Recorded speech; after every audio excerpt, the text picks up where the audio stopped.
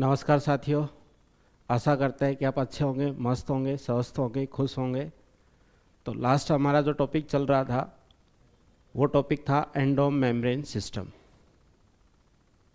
Endo membrane system हमने discuss किया था। तो एंडो मेम्ब्रेन सिस्टम का हमने एक पार्ट है वो लास्ट वीडियो में कवर कर लिया है। वो है एंडोप्लाज्मिक रेटिकुलम यानी कि ईआर है। ईआर से रिलेटेड जो वेरियस एस्पेक्ट हैं या वेरियस जो पॉइंट स्ट्रक्चर को लेकर है, फंक्शन को लेकर है, वो हमने डिस्कस कर लिए हैं। और आज का जो हमारा टॉपिक है तो रिमेनिंग पार्ट है एंडो मेम्ब्रेन सिस्टम का। जो रिमेनिंग पार्ट है वो आज का हमारा टॉपिक रहेगा। तो एंडो मेम्ब्रेन सिस्टम ने हमने फॉर जो सेल ऑर्गेनल्स हैं उनकी बात की थी। तो फॉर सेल ऑर्गेनल में कौन कौन आता है? एंडो मेम्ब्रेन सिस्टम का जो पार्ट होता है वो ऐसे सेल ऑर्गेनल है जिनका फंक्शन और उनकी स्ट्रक्चर क्या होती है, अलग अलग होती है, फिर भी वो कोऑर्डिनेट वे में क्या करते हैं, फंक्शन करते हैं, वर्क करते हैं। तो इन सभी को हम क्या कह रहे हैं, एंडो मेम्ब्रेन सिस्टम का पार्ट मान के चलते हैं।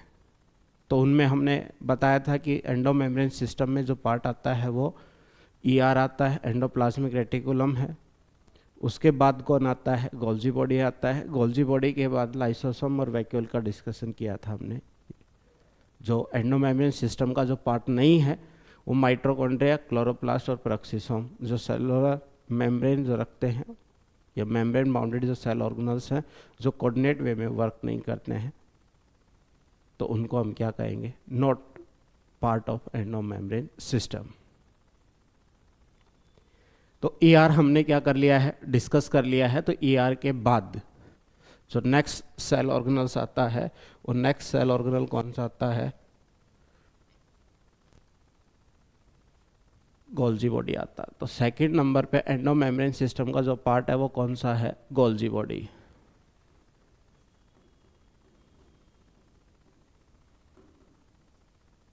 गोल्जी बॉडीज जो हैं ये क्या है, कैसी स्ट्रक्चर्स होती है? तो देखिए जो गोल्जी बॉडी जो स्ट्रक्चर्स होती है वो स्ट्रक्चर कहाँ पर देखी गई है? तो वो हम अगर स्ट्रक्चरली बेसिस पर हम बात करते हैं उससे पहले हम ये कहेंगे कि जो गोल्जी बॉडी है वो फर्स्ट डिस्कवर्ड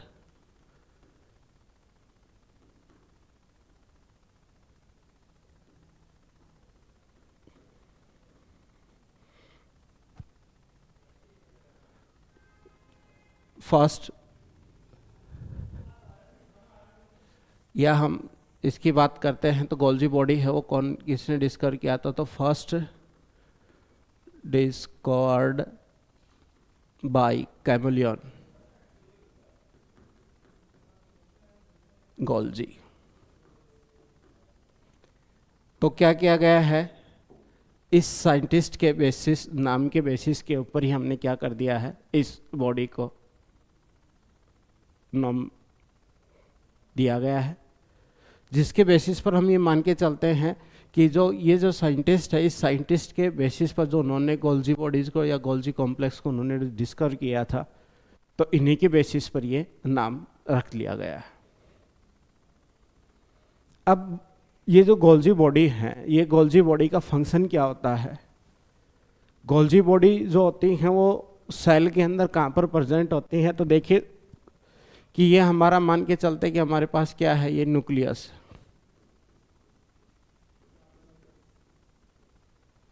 ये जो न्यूक्लियस स्ट्रक्चर जो होती है, इस न्यूक्लियस स्ट्रक्चर के पास में हम ये मानते हैं कि ये क्या होगा, इधर ईआर प्रेजेंट होगा।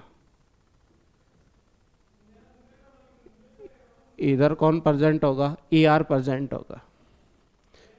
और ईआर क्या करता है? वेसिकल को रिलीज करता है।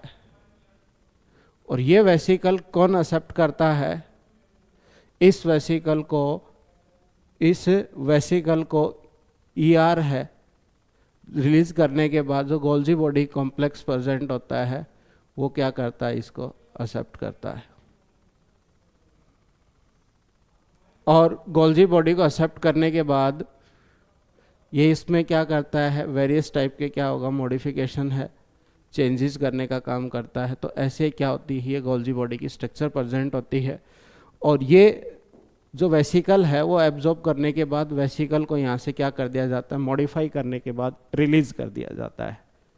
तो ये हम जानते हैं किसका पार्ट हो गया, न्यूक्लियस प्लस कौन हो गई, ईआर हो गई। और इधर ये जो पोर्शन है ये कौन है, गोल्जी है। जो गोल्जी बॉडीज होती हैं वो क्या होंगी, पैरेलली अरेंज होती हैं।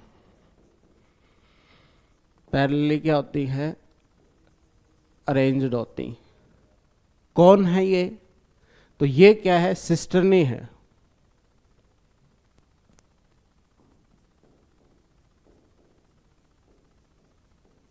सिस्टर्नी है। और इन जो सिस्टर्नी जो है इनका क्या होता है कि जो ओरिएंटेशन जो होता है वो कैसा रहता है, फिक्स रहता है। तो हम इसको बोलते हैं कि ये क्या है, फिक्स्ड पोलरिटी रखती है, या हम कह सकते हैं कि इनकी जो पोलरिटी होती है वो डिफाइनिंग पोलरिटी, डिफाइंड पोलरिटी होती है। ये डिफाइंड पोलरिटी रहेगी तो ये जो फेस होता है इधर वाला, ये जो फेस रहेगा, ये फेस कैसा होता है, सिस फेस होगा, ट्रांस फेस होगा, कॉन्वेक्स होगा, कॉनकेव होगा। तो इसके बेसिस पर क्वेश्चन पूछे जाते हैं। तो जो ये फेस है, ये फेस कैसा है, कॉनकेव। कॉनकेव फेस के साथ इसी को क्या कहेंगे हम, मैच्योरिंग फेस। और यही फेस कौन सा होता है, ट्रांस। और ये जो फेस होगा, ये फेस कौन सा होगा, ये फेस कैसा होगा, सिस होगा। इधर क्या है, ट्रांस है, तो इधर क्या होगा, कॉन्वेक्स होगा। और ये कौन सा होगा, फॉर्मिंग फेस होगा। कौन सा होगा, फॉर्मिंग फेस होगा। तो ये सेल के अंदर क्या है, गोल्जी जो बॉडी होती है उसका अरेंजमेंट होता है।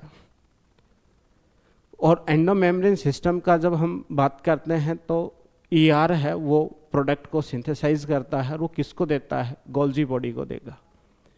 और गोल्जी बॉडी है वो क्या करती है, इसके अंदर मॉडिफिकेशन करती है और उसको क्या करती है, सीक्रेट करती है।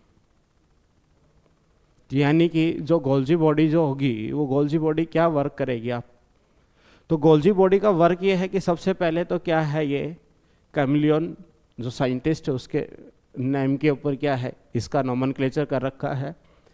और ये क्या होंगी, ये पैरेलली अरेंज होती है सिस्टर्नी, जिसके भी यहाँ पे क्या होंगे, डिफाइंड पोलरिटी प्रेजेंट होती है। न्यूक्लियस की तरफ जो होता है वो फेस कौन सा होता है, सिस फेस होता है। न्यूक्लियस की तरफ क्या होगा, सिस फेस रहेगा, कॉन्वेक्स रहेगा और फॉर्मिंग फेस रहेगा। और आउटर साइड यानी कि जो मेम्ब्रेन की तरफ जो रहेगा वो कॉनकेव रहेगा, मैचुरेटिंग फेस रहेगा और क्या रहेगा, ट्रांस फेस। इससे क्वेश्चन पूछा जाता है कि यानी कि वेसिकल जो बनी, तो ये जो हम ब्लू कलर में हम देख रहे हैं तो ये क्या है, ये वेसिकल है। क्या है ये, वेसिकल। तो वेसिकल क्या करती है, गोल्जी के अंदर आती है, उसमें मॉडिफिकेशन होता है और मॉडिफिकेशन होने के बाद वो कंटिन्यूस क्या होगी, मैच्योर होने के बाद क्या होगा, उसको रिलीज कर दिया जाएगा। फिर हम ये देखते हैं कि जो दो फेस हैं, एक तो कौन सा फेस है, ये सिस फेस है, और एक कौन सा है, ये ट्रांस फेस है। जो सिस और ट्रांस फेस होता है, सिस और trans face are entirely differ, but interconnected होता है। ये वैसे तो क्या होंगे, सिस फेस है, दोनों क्या होते हैं, अलग अलग रहते हैं, पर ये एक दूसरे के साथ क्या होते हैं, कनेक्टेड फॉर्म में होते हैं। और जो ये कनेक्टेड फॉर्म में रहेंगे तो इसी वजह से इसके अंदर क्या होता है, कोऑर्डिनेट वे में क्या होता है, कॉम्प्लेक्स फॉर्मेशन होता है इनका, सिस्टर्नी जो अरेंज होती हैं। अब ये देखते हैं कि जो गोल्जी कॉम्प्लेक्स होता है,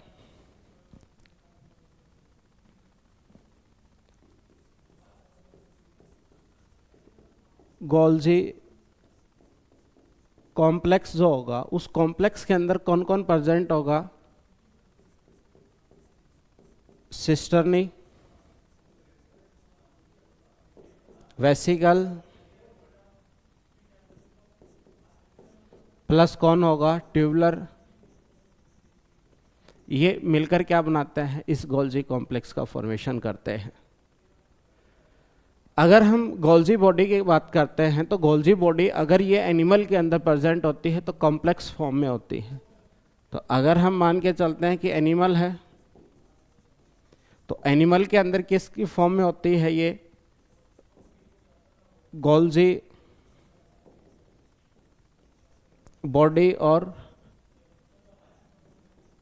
कॉम्प्लेक्स की फॉर्म में रहेगी। अगर यहीं पर हम कहते हैं कि ये क्या होता है, अगर हम प्लांट की बात करते हैं तो प्लांट के अंदर क्या होगा कि जो गोल्जी की सिस्टनी होती है वो सिंगल होती है या अनकनेक्टेड होती हैं, या हम कह सकते हैं कि ये सेपरेट यूनिट के अंदर प्रेजेंट होती हैं। तो क्या होगा प्लांट के अंदर? ये सेपरेट यूनिट के अंदर प्रेजेंट होती हैं, और सेपरेट यूनिट के अंदर प्रेजेंट होती हैं तो प्लांट गोल्जी जो बॉडी होती है उसको हम क्या बोलते हैं? डिक्टियोसोम बोलते हैं।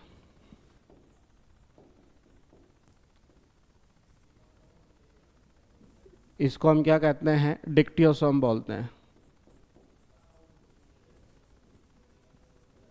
तो प्लांट गोल्जी बॉडी है वो किस नाम से जानी जाती है? डिक्टियोसोम के नाम से। क्योंकि अगर ये एनिमल गोल्जी बॉडी की अगर हम बात करते हैं तो एनिमल सेल के अंदर एक ग्रुप में एक कॉम्प्लेक्स की फॉर्म में क्या होती है? प्रेजेंट होती है। और प्लांट के अंदर क्या होती है? इसकी अपनी जो यूनिट होती हैं वो क्या होंगी? सेपरेटेड फॉर्म में होती हैं, कनेक्टेड फॉर्म में नहीं होती है, ग्रुप की फॉर्म में नहीं होती हैं। इस बिहाफ पे इनको हम क्या कहते हैं? प्लांट गोल्जी जो बॉडी होती हैं उनको हम क्या कहते हैं? डिक्टियोसोम बोलते हैं। अगर हम ये देखते हैं कि जो गोल्जी बॉडी जो होती हैं वो बनती कहाँ से हैं, तो गोल्जी बॉडी का जो फॉर्मेशन होगा वो कहाँ से हुआ है? ईआर से हुआ है। और ईआर से भी हम मानते हैं तो कौन सी ईआर से? तो एसईआर से क्या होता है? इसका फॉर्मेशन होता है।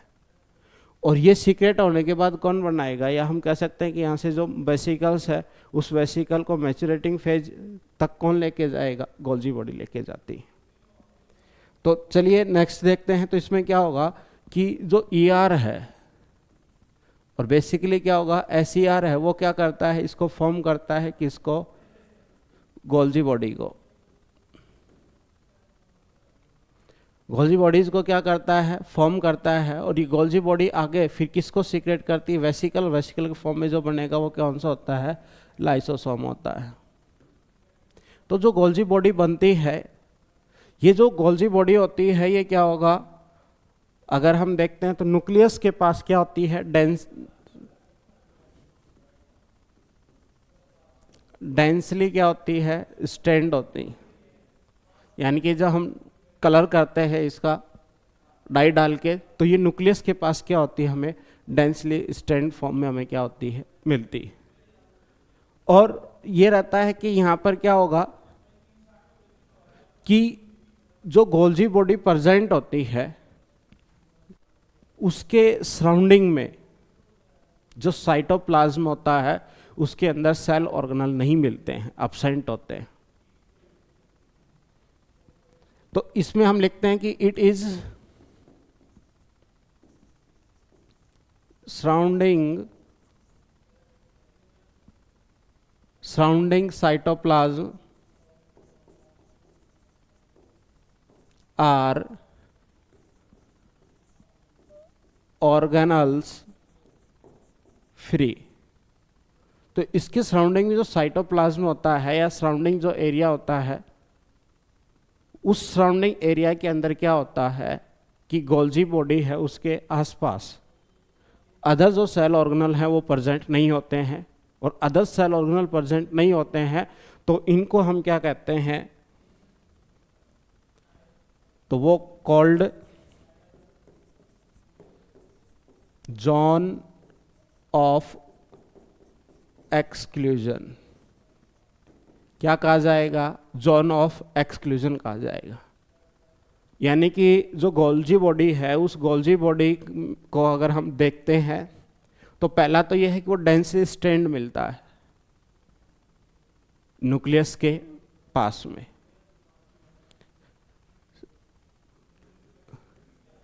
नियर बाई न्यूक्लियस, न्यूक्लियस के पास में क्या होगा, डेंसली स्ट्रेंड स्ट्रक्चर प्रेजेंट होती है।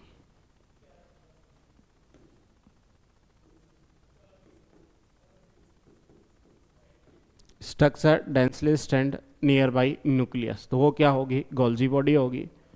इसी के साथ में हम बात करते हैं तो जहाँ गोल्जी बॉडी या गोल्जी कॉम्प्लेक्स प्रेजेंट होता है तो उसके सराउंडिंग में सेल ऑर्गेनल्स जो होते हैं, वो सेल ऑर्गेनल्स क्या होते हैं, एब्सेंट होते हैं। और जब सेल ऑर्गेनल वहाँ एब्सेंट है तो उसको हम बोलते हैं जोन ऑफ एक्सक्लूजन बोलते हैं। ये क्वेश्चन पूछा जाता है कि ये वर्ड किस सेल ऑर्गेनल के रेस्पेक्ट में हम यूज करते हैं, क्योंकि जहाँ गोल्जी बॉडी प्रेजेंट होती है वहाँ पर अदर सेल ऑर्गेनल्स हैं वो क्या होंगे, एब्सेंट होते हैं। क्लियर है। तब हम और अगर गोल्जी बॉडी के रेस्पेक्ट में अगर बात करते हैं तो इसी को हम क्या कहते हैं, गोल्जी बॉडी बोलते हैं, गोल्जी अपरेटस बोलते हैं, गोल्जी कॉम्प्लेक्स भी बोलते हैं। प्लांट के रेफरेंस में अगर हम बात करते हैं तो इसी को हम क्या कहते हैं, डिक्टियोसोम के नाम से जानते हैं। तो ये अलग अलग क्या है, इसका नेम यूज करते हैं, किसके लिए, गोल्जी बॉडी के लिए। तो गोल्जी बॉडी का जो नेम हम कौन कौन से यूज करते हैं,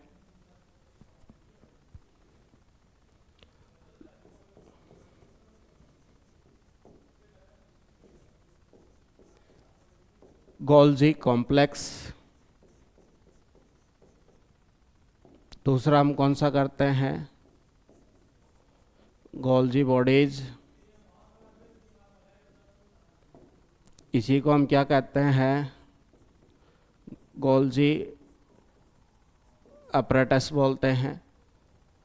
अगर हम प्लांट की बात करते हैं, प्लांट गोल्जी बॉडी है तो उसको क्या कहते हैं, डिक्टियोसोम के नाम से जानते हैं। इसी के साथ जो गोल्जी बॉडी होती है वो लिपिड रिच होती है, लिपिड रिच होती है, तो इसको हम क्या कहते हैं, लिपोकॉन्ड्रिया के नाम से भी जानते हैं। क्योंकि लिपिड रिच होने की वजह से हम इसको किस नाम से जानते हैं, लिपोकॉन्ड्रिया की वजह से, या उसका नाम से जानते हैं लिपोकॉन्ड्रिया। अभी तक का जो हमारा गोल्जी के अंदर जो डिस्कशन है, उस गोल्जी के अंदर ये है कि एक डेंसली स्ट्रेंड स्ट्रक्चर्स है जो न्यूक्लियस के पास देखी गई है, जिसको हम क्या कहते हैं, गोल्जी कॉम्प्लेक्स कहते हैं। क्योंकि जो इसके साइंटिस्ट थे कैमलियन गोल्जी है, उसके नाम पर क्या है, गोल्जी बॉडी का नाम रखा गया है। ये एक ग्रुप के कॉम्प्लेक्स की फॉर्म में प्रेजेंट होती हैं, तो इनको हम क्या कहते हैं, गोल्जी कॉम्प्लेक्स के नाम से जानते हैं। गोल्जी बॉडी भी इन्हीं के नाम से जानते हैं। प्लांट के अंदर है तो डिक्टियोसोम के नाम से जानते हैं, गोल्जी अपरेटस के नाम से भी इन्हीं को जानते हैं। और ये लिपिड रिच कंटेंट को स्टोर करके रखती हैं, तो इस वजह से इसको क्या कहते हैं, लिपोकॉन्ड्रियन। यहाँ तक कि अगर हम बात करते हैं तो स्ट्रक्चर की इसकी बात हो गई है। स्ट्रक्चर के साथ साथ इसका जो पोजिशनिंग है किसके अंदर, जहाँ पर ये प्रेजेंट होता है, कहाँ, साइटोप्लाज्म के अंदर। जोन ऑफ एक्सक्लूजन उसका एरिया जो प्रेजेंट होता है, जहाँ अदर सेल ऑर्गेनल्स क्या होते हैं, एब्सेंट होते हैं।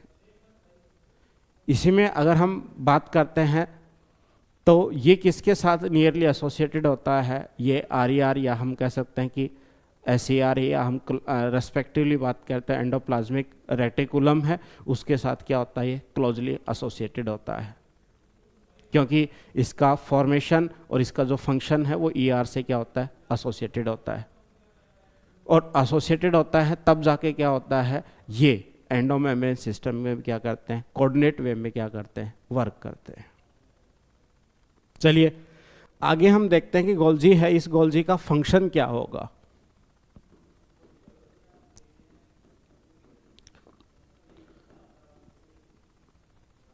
अगर हम फंक्शन की बात करते हैं तो इसका पहला अगर फंक्शन है वो क्या होगा, नॉर्मली हम जानते हैं कि जो गोल्जी बॉडी है, इस गोल्जी बॉडी का फंक्शन जो होता है वो क्या होता है, पैकेजिंग का होता है।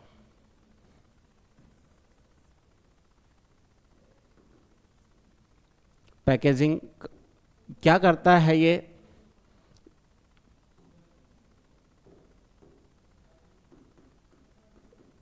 इंट्रा सेलुलर और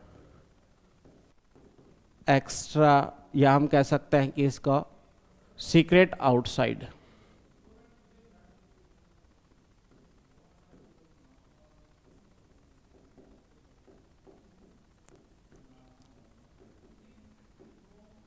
यानी कि इसकी जो पैकेजिंग का जो फंक्शन होता है वो किसका हो गया, तो इंट्रासेलुलर वे में कहीं पर क्या करते हैं, ट्रांसफ़र करती है, या क्या करेगी, मॉलिक्यूल को कहाँ पर, जो सेल के आउटसाइड जो सीक्रेट करते हैं, तो उसके लिए क्या करती है, पैकेजिंग का काम करती है। और उनके लिए जब ये पैकेजिंग का काम करती हैं तो इसी ब्याह पे हम इसको क्या कहते हैं, पोस्टमैन ऑफ सेल, या हम कह सकते हैं कि मिडल मैन ऑफ सेल। और इसी बेसिस पर कहा जाता है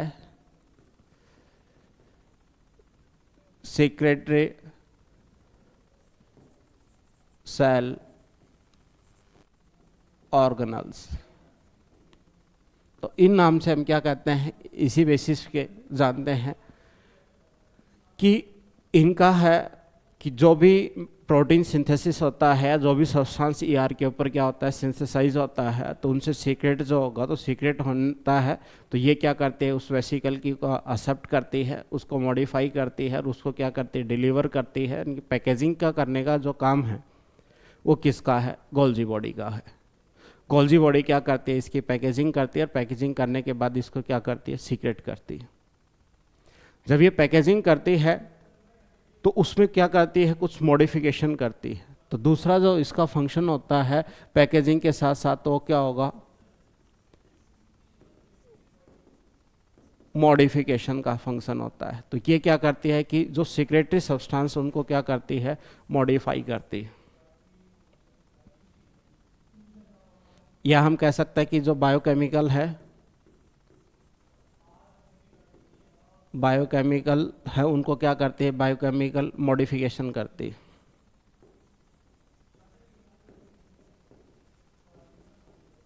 तो यानी कि हम फंक्शन की बात कर रहे हैं, तो फंक्शन पैकेजिंग का काम हो गया, मॉडिफिकेशन का होगा। मॉडिफिकेशन किसके अंदर है, बायोकेमिकल के अंदर है। नेक्स्ट अगर हम बात करते हैं इसका फॉर्मेशन ऑफ ग्लाइकोप्रोटीन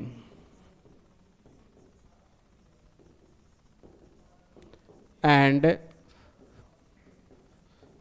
ग्लाइकोलिपिड, यानी कि गोल्जी जो बॉडी होती है वो क्या करती है, ग्लाइकोप्रोटीन और ग्लाइकोलिपिड का फॉर्मेशन में क्या करती है, पार्टिसिपेट करती है।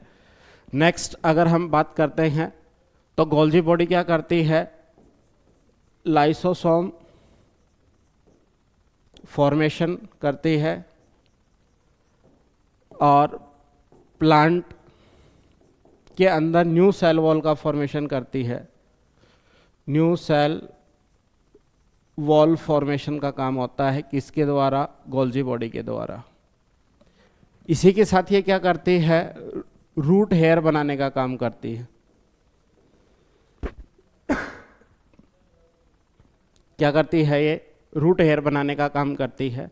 और गोल्जी बॉडी जो होती है, यही गोल्जी बॉडी क्या करती है, जो स्पर्म होता है उस स्पर्म में एक्रोसोम का फॉर्मेशन करती है।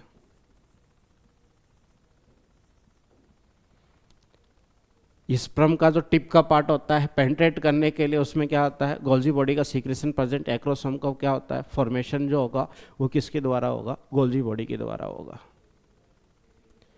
यानी कि गोल्जी बॉडी जो है वो क्या होगा, एक एंडोमेम्ब्रेन के पार्ट होते हुए मॉडिफिकेशन का है, स्टोरेज का है, सीक्रेशन का है, ये वेरियस जो फंक्शन है ये कौन करती है, गोल्जी बॉडी करती है।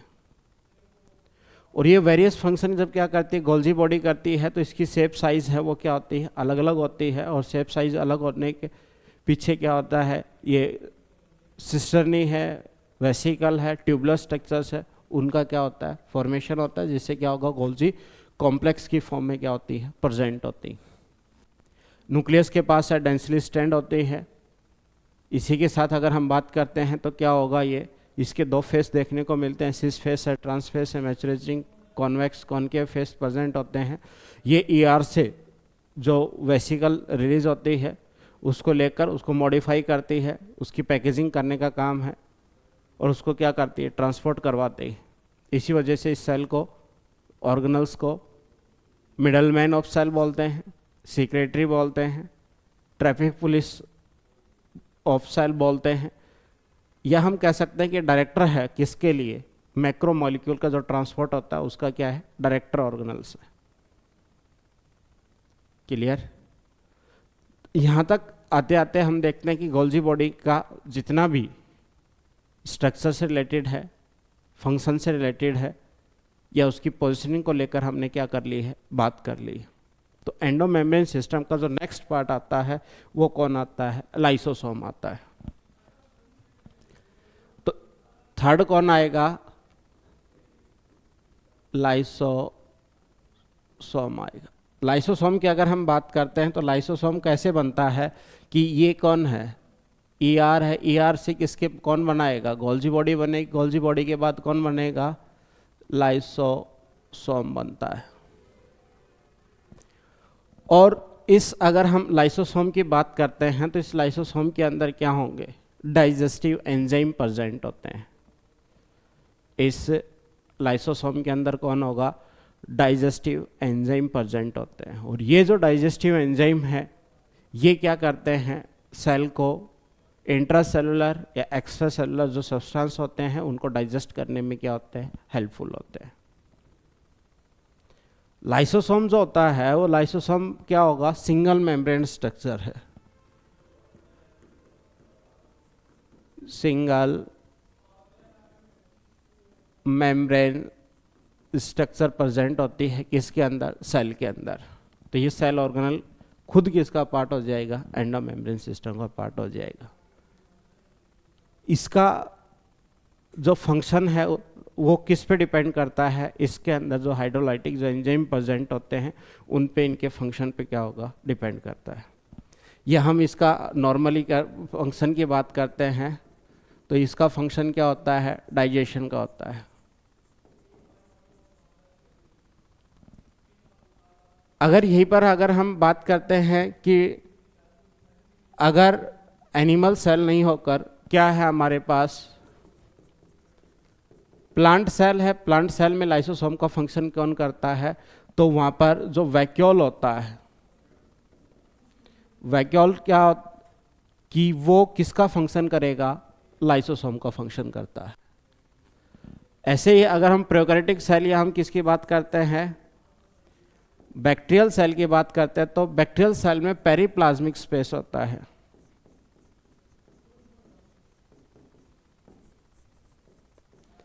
जो पेरिप्लाज्मिक स्पेस होता है वो किसकी तरह फंक्शन करता है, लाइसोसोम की तरह फंक्शन करता है।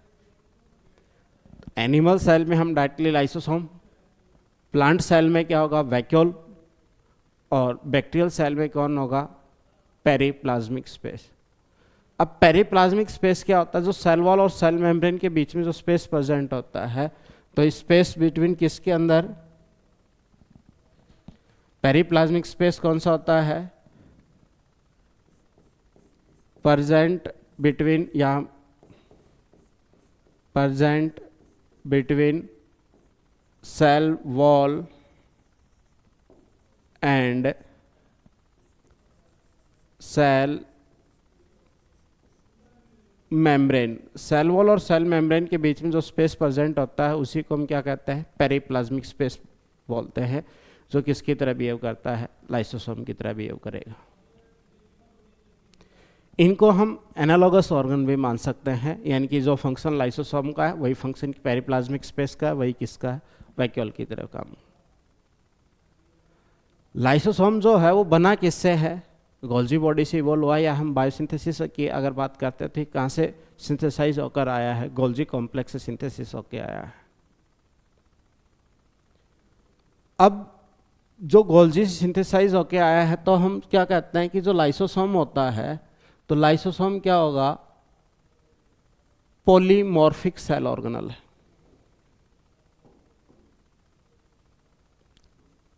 आर पॉलीमॉर्फिक सेल ऑर्गेनल है।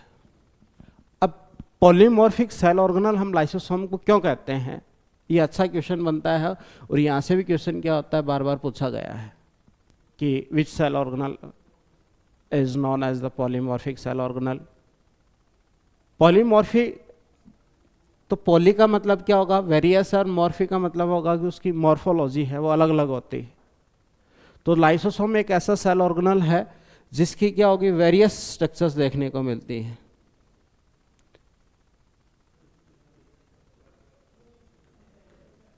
Various structure,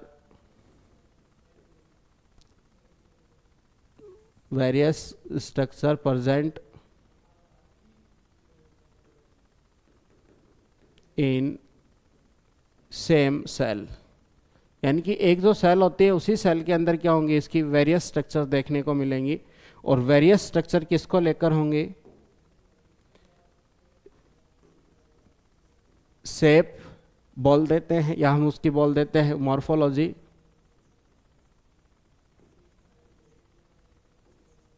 and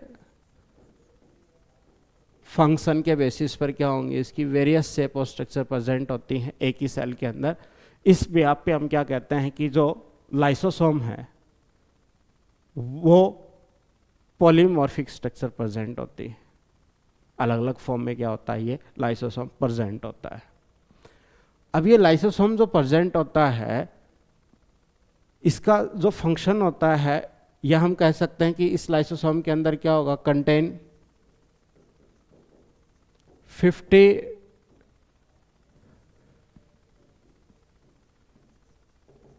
different type of hydrolytic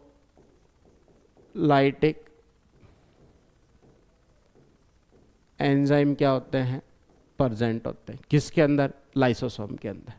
यानी कि वेरियस टाइप के जो एंजाइम है वो लाइसोसोम के अंदर क्या होते हैं, प्रेजेंट होते हैं। और लाइसोसोम के अंदर जब प्रेजेंट रहेंगे, अब हम ये देखते हैं कि इसका फंक्शन क्या होगा, क्योंकि डाइजेस्टिव क्या है, एंजाइम प्रेजेंट है, और डाइजेस्टिव एंजाइम प्रेजेंट है, तब हम क्या कहते हैं, इसका जो फंक्शन होगा वो फंक्शन क्या होगा, लाइसोसोम का।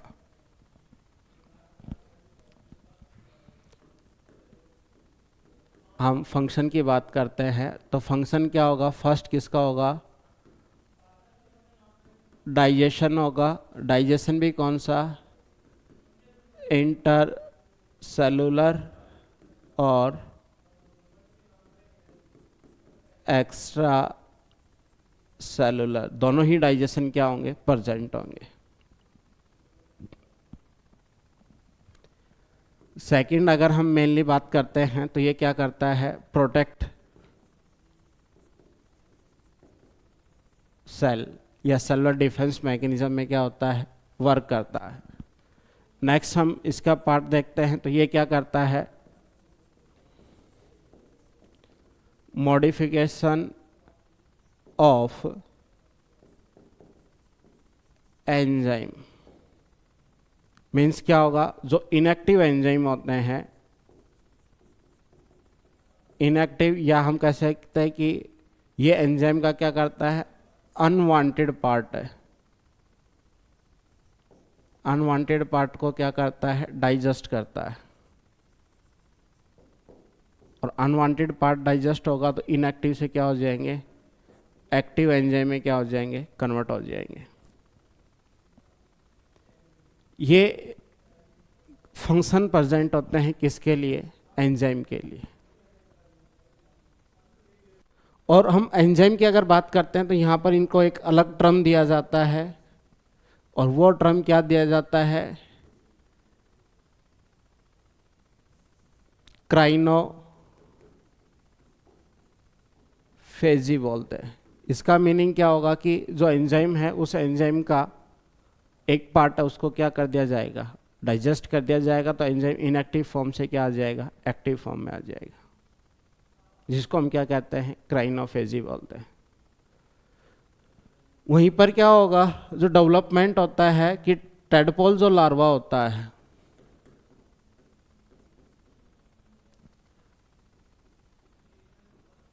टेडपोल लार्वा है, उसके मेटामॉर्फोसिस के लिए क्या होगा, लाइसोसोम जरूरी होता है। उसमें जो टेलर पार्ट होता है उसको डिग्रेड करने का काम किसका, डाइजेस्ट करने का काम किसका होता है, लाइसोसोम का होता है। तो यानी कि लाइसोसोम वो स्ट्रक्चर्स होती है जिसके अंदर हाइड्रोलाइटिक एंजाइम्स क्या होते हैं, प्रेजेंट होते हैं, और वो एंजाइम्स क्या करते हैं, सेल का इंट्रासेलुलर और एक्स्ट्रा सेलुलर जो सब्सटेंस होते हैं उनको क्या करते हैं, डाइजेस्ट करने का काम करते हैं। इसी के साथ ही ये एंजाइम को एक्टिवेट करने का काम करता है, अनवांटेड पार्ट को रिमूव करके एंजाइम को क्या करता है, एक्टिव कर देता है। अब ये बहुत सारे जो फंक्शन है, इसी के बेसिस पर हम देखते हैं कि जो डाइजेशन अगर मान लो है, यानी कि अगर हम डाइजेशन की ही बात करते हैं तो डाइजेशन के अंदर देखिए कि क्या होगा, इंट्रा सेलुलर और एक्स्ट्रा सेलुलर डाइजेशन होता है। इंट्रा सेलुलर डाइजेशन में कौन सा होगा, जैसे फूड का डाइजेशन होता है वो कैसा होगा, इंट्रा सेलुलर है।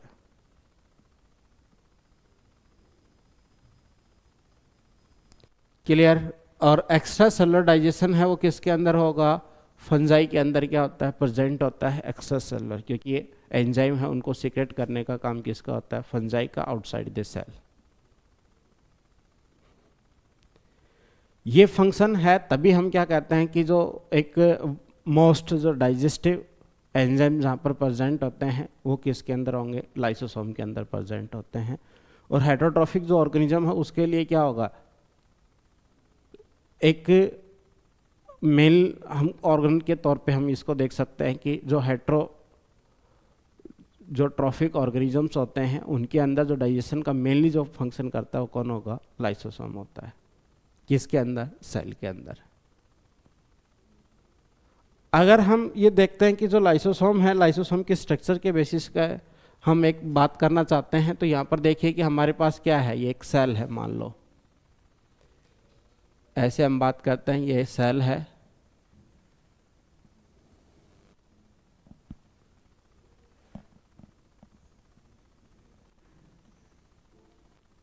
सेल ने कोई भी फूड पार्टिकल है, यहाँ से फूड पार्टिकल को क्या किया जा रहा है, इंजेक्शन किया जा रहा है, फैगोसाइटोसिस किया जा रहा है, पिनोसाइटोसिस है। तो इसके बेसिस पर फूड पार्टिकल है, तो इनके टर्म के बेसिस पर हम ये कह सकते हैं कि अगर सॉलिड है, लिक्विड है, उस बेसिस पर सेल क्या कर रही है, पिनोसाइटोसिस। और यह हम क्या कह सकते हैं, फैगोसाइटोसिस। फूड पार्टिकल को क्या किया, अंदर लिया, वेसिकल की फॉर्म बन गई है। इधर अगर हम बात करते हैं तो सेल के अंदर ईआर है, ईआर से कौन बना है, गोल्जी बॉडीज। गोल्जी बॉडी किसको सीक्रेट कर रही हैं, लाइसोसोम। और जो ये लाइसोसोम जो होता है वो क्या होगा, वेसिकल की फॉर्म में होगा। ऐसे ये लाइसोसोम है, इस लाइसोसोम के अंदर क्या होंगे, इन एक्टिव क्या होते हैं, एंजाइम प्रेजेंट होते हैं। और जो इनएक्टिव एंजाइम है ये कितने टाइप के हैं, 15 टाइप के हैं। 15 डिफरेंट हाइड्रोलाइटिक एंजाइम्स क्या होते हैं, प्रेजेंट होते हैं। और इसी को हम क्या कहते हैं, प्राइमरी लाइसोसोम। ये क्या होगा, primary lysosome.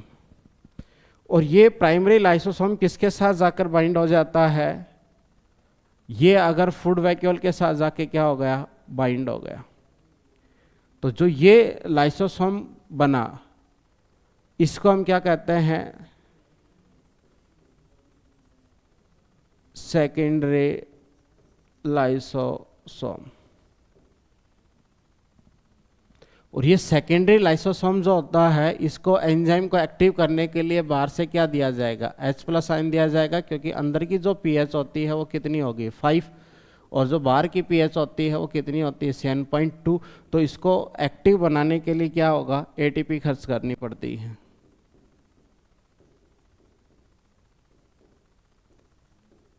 ADP plus inorganic phosphate, यानी कि एटीपी क्या होती है, खर्च होती है, एक्टिव प्रोसेस H+ अंदर आएगा तो अंदर क्या हो जाएगा, एसिडिक इन्वायरमेंट हो जाएगा, जिससे क्या हो जाएंगे, एंजाइम्स जो हैं वो क्या हो जाएंगे, एक्टिव हो जाएंगे। इससे क्या होगा, एंजाइम है वो क्या होंगे, एक्टिव हो जाएंगे, और एक्टिव होने के बाद वो क्या करते हैं, जो फूड पार्टिकल्स हैं उनको क्या करते हैं, डाइजेस्ट करते हैं। जो सेकेंडरी जो लाइसोसोम है इसी को हम कहते हैं हेट्रोफेजी।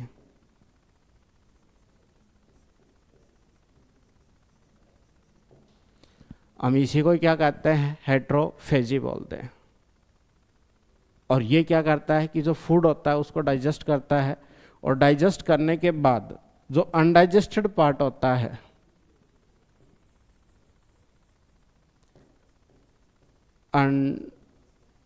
अनडाइजेस्टेड फूड पार्टिकल, अनडाइजेस्टेड जो फूड पार्टिकल्स होते हैं इसको हम क्या कहते हैं, टर्सरी लाइसोसोम बोलते हैं। और इससे क्या होगा, एक्सोसाइटोसिस।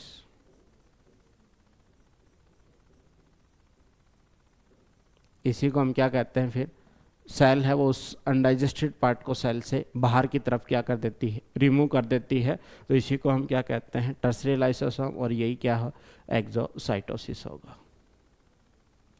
तो यानी कि हम मॉर्फोलॉजी की अगर हम बात कर रहे थे तो ये कौन सा है, प्राइमरी है, ये कौन सा हो जाएगा, सेकेंडरी है, और सेकेंडरी के बाद कौन सा, टर्सरी है। तो यानी कि एक ही सेल में लाइसोसोम जो है वो फंक्शनली फॉर्म में और मॉर्फोलॉजी के लिए क्या होगा, 3 टाइप्स का प्रेजेंट होता है। इसी वजह से हम इसे क्या कहते हैं, पॉलीमॉर्फिक सेल ऑर्गेनल्स के नाम से जानते हैं, किसको, लाइसोसोम को। अब जो लाइसोसोम है, लाइसोसोम जो सेल ऑर्गेनल्स हैं, हम अगर बात करते हैं कि कोई भी जो सेल ऑर्गेनल है उस सेल ऑर्गेनल को कौन सा है, सेल ऑर्गेनल्स है, तो सेल ऑर्गेनल कौन हो सकता है, साइटोल हो सकता है, साइटोसोल,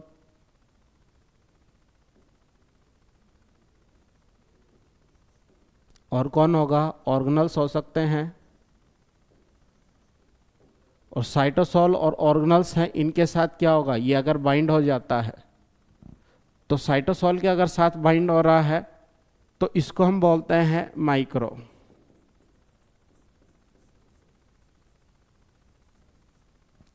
और इनको हम क्या बोलते हैं, मैक्रोफेजी। अब ये माइक्रो है या मैक्रो है तो सेलुलर ही पार्ट, और सेलुलर पार्ट को अगर ये डाइजेस्ट करता है तो इसी को हम क्या कहते हैं, ऑटोफेजी। और इधर हम इसको किस नाम से जानते हैं, हेट्रोफेजी।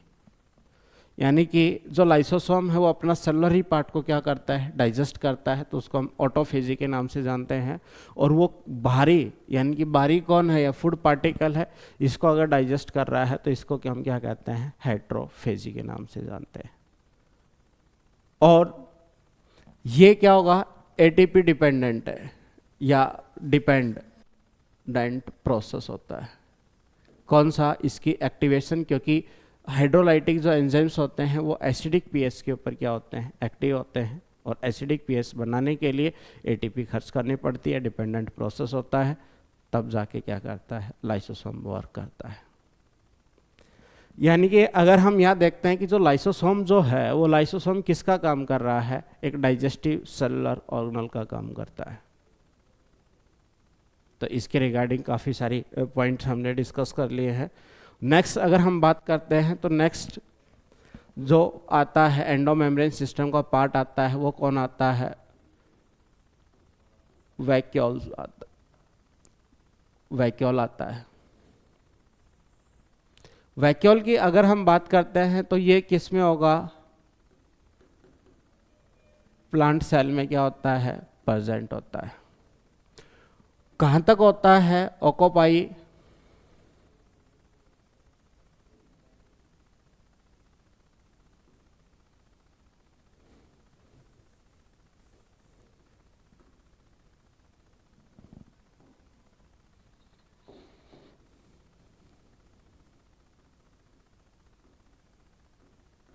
Up to 90% volume.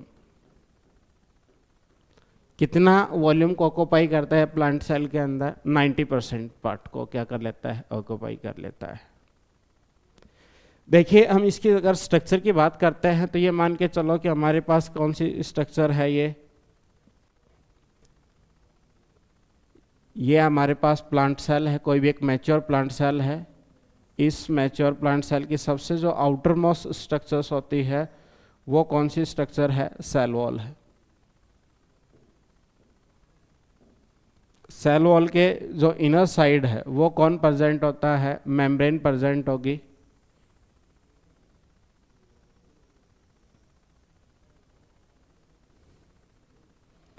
ये कौन सी है, सेल मेम्ब्रेन प्रेजेंट होती। और इसके अंदर हम वैक्यूल की अगर बात करते हैं तो ये इतना जो वॉल्यूम्स है ये किसका है, वैक्यूल का है। और वैक्यूल क्या होगा, सिंगल मेम्ब्रेन है।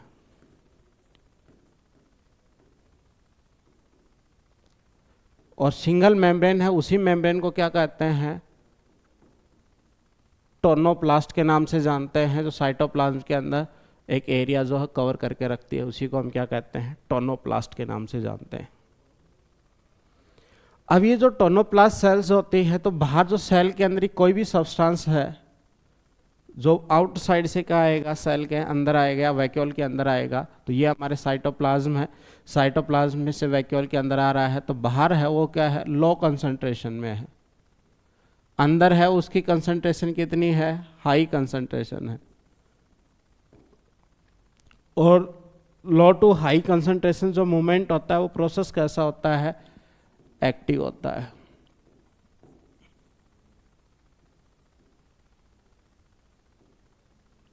क्लियर, तो क्या होगा, एक्टिव प्रोसेस होगा। अगर हम जो बात करते हैं कि कोई भी अगर सब्सटेंस है तो वैक्यूल के अंदर कौन कौन से सब्सटेंस आएंगे, आयन हो सकता है, K+ है, कौन होगा, कैल्शियम है, कौन होगा, साल्ट होगा, कौन होगा, वाटर हो सकता है। अंदर कौन आ रहा है, वेस्ट मटेरियल है। और कौन हो सकता है, पिगमेंट प्रेजेंट होगा, ठीक है। और अदर सब्सटेंस,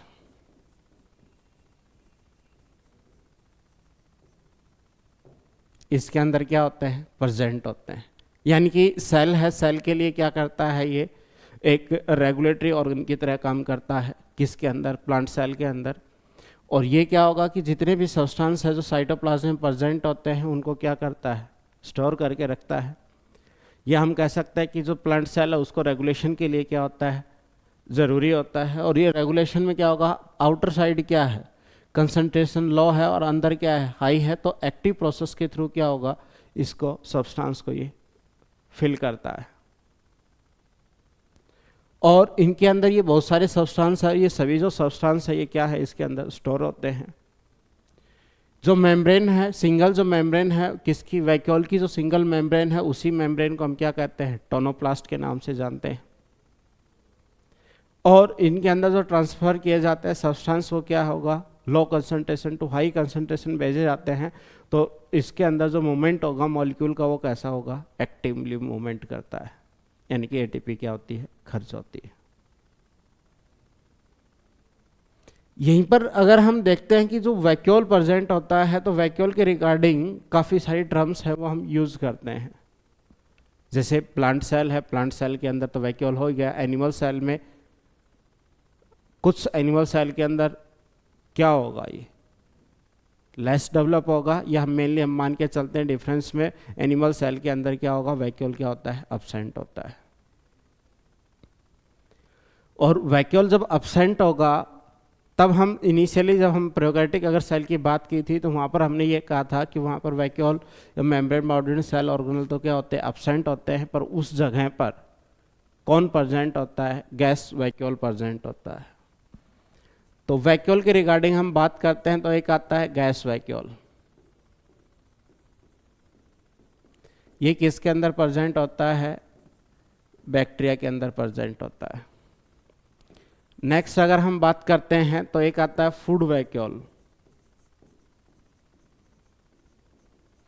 फूड वैक्यूल किसके अंदर प्रेजेंट होता है, प्रोटिस्ट के अंदर क्या होता है, प्रेजेंट होता है। और कुछ जो हायर एनिमल सेल जो फैगोसाइटोसिस शो करती हैं उसके अंदर भी क्या होता है, फूड वैक्यूल का फॉर्मेशन होता है। या हम बात करते हैं तो किसके अंदर प्रेजेंट होगा, अमीबा के अंदर प्रेजेंट होगा। तो फॉर एग्जांपल कौन होगा, अमीबा। अमीबा के अंदर यह प्रोटिस्ट है जिसके अंदर फूड वैक्यूल क्या होता है, प्रेजेंट होता है। एक इसी के साथ अगर आप देखते हैं तो एक काफ़ी बार नाम सुना होगा कि जो नेक्स्ट जो वैक्यूल आता है वो आता है कॉन्ट्रैक्टाइल वैक्यूल।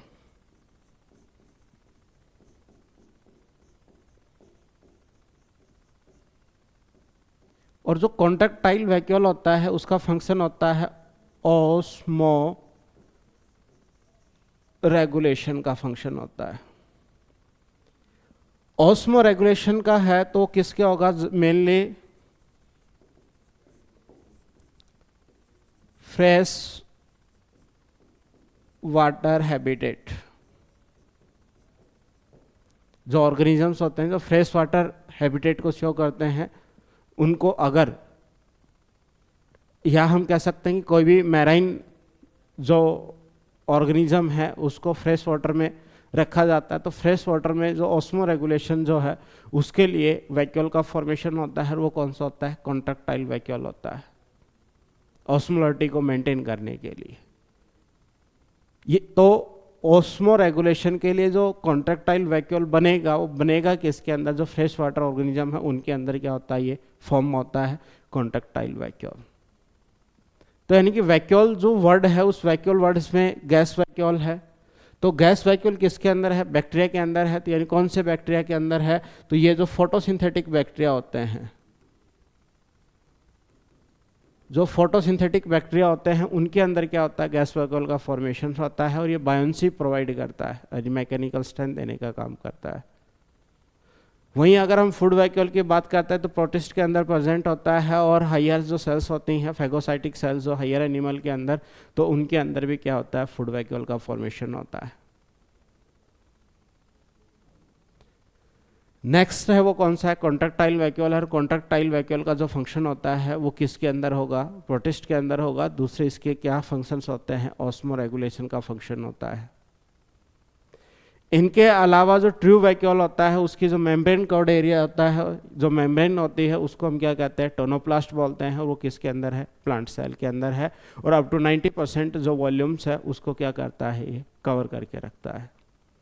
और जो वैक्यूल है वो क्या करता है, रेगुलेशन का काम करता है। तो इसमें क्या होगा कि एक्सक्रीटरी जो प्रोडक्ट है, पिगमेंट है, ये सब क्या होंगे, इसके अंदर स्टोर होते हैं। वैक्यूल के अंदर एक पिगमेंट प्रेजेंट होता है और वो पिगमेंट कौन सा होता है, एंथ्रोसाइनिन।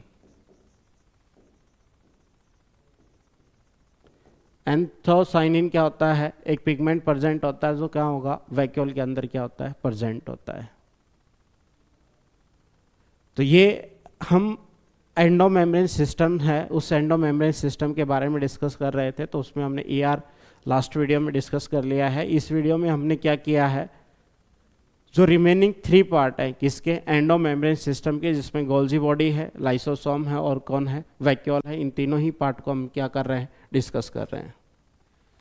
तो आज के जो स्टार्टिंग वीडियो या लेक्चर है बना हमारा, तो उसके अंदर देखिए क्या है कि सबसे पहले हमने गोल्जी बॉडी को पढ़ा है। गोल्जी बॉडी एक न्यूक्लियस के साथ डेंसली स्ट्रैंड स्ट्रक्चर प्रेजेंट होती है। और इसकी जो सिस्टरनी होती हैं वो क्या होंगी, एक फिक्स पोलैरिटी की फॉर्म में क्या होती हैं, अरेंज होती हैं। इसका काम क्या होता है, मॉडिफिकेशन का होता है, पैकेजिंग का काम होता है, डिलीवर करने का काम होता है, इंट्रा सेलुलर और एक्स्ट्रा सेलुलर ये ट्रैफिक पुलिस की तरह क्या करता है, वर्क करता है। तो इसको हम traffic police of cell organelle या सेल की हम बात करते हैं। यहीं पर हमने देखा कि जो गोल्जी बॉडी है, उस गोल्जी बॉडी के अंदर क्या होगा, अलग अलग नाम से हम जानते हैं कि प्लांट गोल्जी बॉडी है वो एक सेपरेट यूनिट होता है तो डिक्टियोसोम बोलते हैं, बाकी कॉम्प्लेक्स के फॉर्म में क्या होता है, प्रेजेंट होता है। और लाइसोसोम का जैसा गोल्जी बॉडी है, इस गोल्जी बॉडी और लाइसोसोम का जो फॉर्मेशन, तो प्रीकर्सर ऑफ लाइसोसोम किसके बोला जाता है, गोल्जी बॉडी को बोला जाता है। सीक्रेट जो वेसिकल्स होते हैं जिसमें एंजाइम्स प्रेजेंट होते हैं मॉडिफिकेशन के बाद, तो उन्हीं को हम क्या कहते हैं, लाइसोसोम के नाम से जानते हैं। आगे अगर हम देखते हैं तो फिर ये था कि इसका जो एरिया होता है, जोन होता है, जहाँ पर क्या होगा अदर सेलुलर ऑर्गेनल्स क्या होते हैं, एब्सेंट होते हैं, तो उसको हम क्या कहते हैं, जोन ऑफ एक्सक्लूजन के नाम से जानते हैं।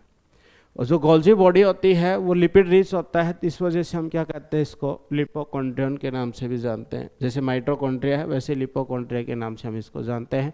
फिर पैकेजिंग का है, मॉडिफिकेशन का, फॉर्मेशन का, ये सारे फंक्शंस क्या होते हैं, गोल्जी बॉडी के क्या होते हैं, प्रेजेंट होते हैं। गोल्जी बॉडी के बाद हमने किसके बारे में बात की है, लाइसोसोम हो, किससे अराइज हुआ है, उसको सिंथेसाइज कौन करता है, ER करता है, उसको मॉडिफाई करके रिलीज करने का काम किसका होता है, गोल्जी बॉडी का होता है। लाइसोसोम आया है, इसके अंदर डिफरेंट टाइप ऑफ क्या होते हैं कि एंजाइम प्रेजेंट होते हैं, और ये एंजाइम्स या डाइजेस्टिव जो एंजाइम का फंक्शन है, तो एनिमल सेल है तो लाइसोसोम है, प्लांट सेल है तो वैक्यूल काम करेगा, बैक्टीरियल सेल है तो ये पेरिप्लाज्मिक जो स्पेस होता है वो क्या करता है, इसमें एज ए लाइसोसोम की तरह क्या करता है, वर्क करता है। उसके बाद हमने इसका जो स्ट्रक्चरल एस्पेक्ट होता है उसके बारे में हमने बात की है। लाइसोसोम प्राइमरी लाइसोसोम होता है, सेकेंडरी लाइसोसोम होता है, टर्शियरी लाइसोसोम होता है, फूड वैक्यूल हेट्रोफेजी है या खुद सेल ऑर्गेनल के पार्ट को डाइजेस्ट कर रहे हैं तो उसको हम क्या कहते हैं, ऑटोफेजी के नाम से जानते हैं। और जो सेल होती है, सेल इंटेक करती है, अगर लिक्विड पार्ट है उसको हम क्या कहते हैं, पिनियोसाइटोसिस बोलते हैं, और क्या है सॉलिड पार्ट है उसको हम क्या कहेंगे, फैगोसाइटोसिस के नाम से जानते हैं। और जो एक्सक्रेटरी प्रोडक्ट होते हैं उनको हम क्या कहते हैं, एक्सोसाइटोसिस। क्लियर। और लास्ट में हमने पढ़ा है कौन सा, वैक्यूल के बारे में पढ़ा है। तो ये क्या है, एक मैच्योर प्लांट सेल है।